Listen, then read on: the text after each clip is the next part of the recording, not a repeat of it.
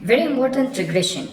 When you're reading, your eyes are not strictly moving in the left to right, top to bottom motion that you'd expect. Due to a lack of attention, control, or both, your eyes go back several lines or paragraphs and reread something that you've already covered. This can be a conscious or unconscious habit. Sometimes your eyes just don't want to move in the right direction and glance back at other portions of text. Other times, your mind thinks of a quick question or lacks a speed reader's confidence, forcing you to go back and get more information about something you've recently read. Sometimes you're just tired or distracted. Whatever the reason, regression negatively affects your reading speed because your eyes are not moving forward all the time. Keep in mind that these are problems that get in the way of fast reading.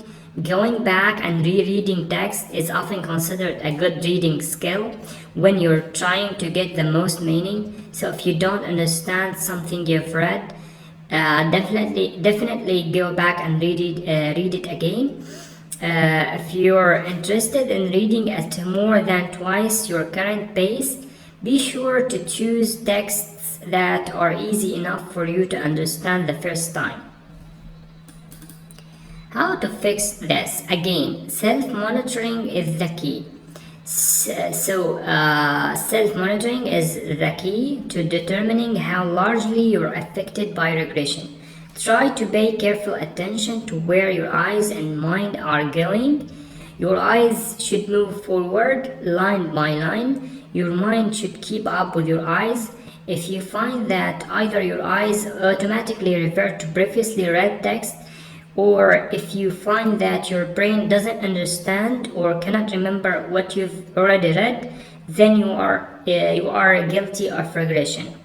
Like the other bad habits of reading that slow you down, self-monitoring will be your saving grace.